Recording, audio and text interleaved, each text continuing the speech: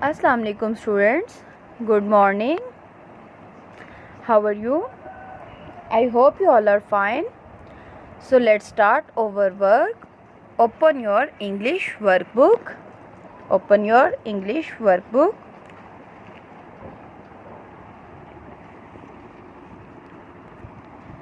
Today we are going to revision of week 9. Students, हमारा week 9 complete हो चुका है. So we will revive it before starting our next topic.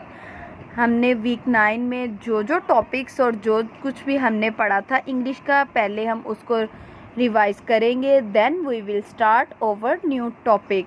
So week 9 में हमारे पास सबसे पहले हमने पढ़ी थी पंक्चुएशन. 9 डेट को देखे हमने पंक्चुएशन के बारे में पढ़ा था कि पंक्चुएशन क्या है.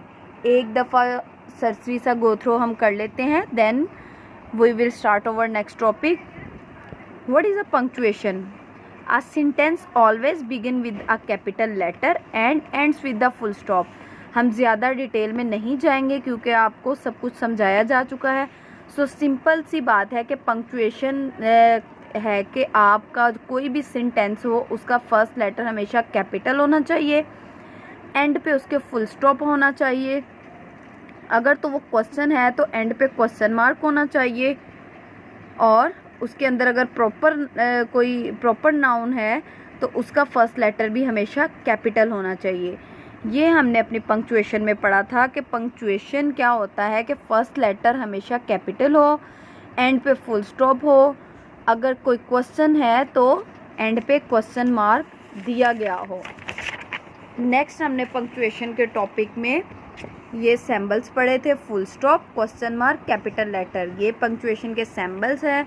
और इस तरह से हमने ये पेज रेडी किया था. हमने इसी पेज पे यूज़ ऑफ कोमा पढ़ा था कि कोमा को हम कहाँ यूज़ करते हैं. When the names of 3 or more things come together we separate them by using comma. जब हमारे पास किसी भी चीज़ की 2 या 3 या इससे ज़्यादा नाम आ जाते हैं तो हम उनको अलग करने के लिए उनमें इस तरह से कोमा दे देते हैं. कोमा देते हुए हम बात करते हैं. यहाँ पे हमने इसकी प्रैक्टिस भी की थी कि हमने कोमा कहाँ कहाँ पर राइट करना है. सो कोमा ये है कि कहीं भी एक या एक से ज़्यादा चीज़ें या कुछ नेम्स आ जाएं तो आपने उनको सेपरेट करने के लिए, उनकी सेपरेशन के लिए आपने कोमा देना है. यहाँ पे पंक्चुएशन में हमने फुल स्टॉप, क्वेश्चन मार्क और कोमा, इन तीनों के बारे में पढ़ा था और इन तीनों की हमने प्रैक्टिस की थी. प्रैक्टिस किस तरह से की थी कि हमें कुछ ये सेंटेंस दिए गए थे, स्टेटमेंट्स दी गई थी. हमने इन स्टेटमेंट्स को पंक्चुएशन लगाते हुए रीराइट किया था. लाइक हमने आयशा का ए कैपिटल किया था, कोमा लगाया था. सना का एस कैपिटल किया था, कोमा लगाया था. फरा का एफ कैपिटल किया था. निदा का एन कैपिटल किया और एंड पे हमने फुल स्टॉप दे दिया. इनमें से जो क्वेश्चन है उनको हमने क्वेश्चन मार्क कर दिया. ये आपका होमवर्क था पंक्चुएशन की प्रैक्टिस के लिए. नेक्स्ट हमारे पास इसका टॉपिक था, नेक्स्ट हमने 15 डेट को टॉपिक पढ़ा था सिंपल पास्ट टेंस के बारे में.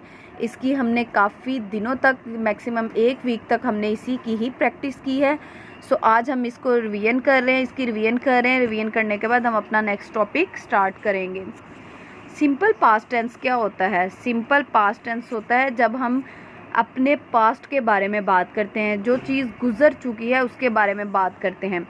रेगुलर वर्ब जो होता है वो हमेशा एंड होता है ईडी पर, जैसे play played, watch watched, want wanted.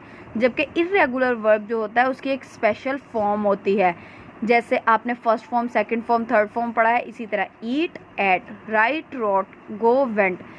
तो सिंपल पास्ट टेंस बनाने के लिए हम सबसे पहले सब्जेक्ट लेंगे जिसके बारे में बात कर रहे हैं, then second form of verb लेंगे, देन ऑब्जेक्ट.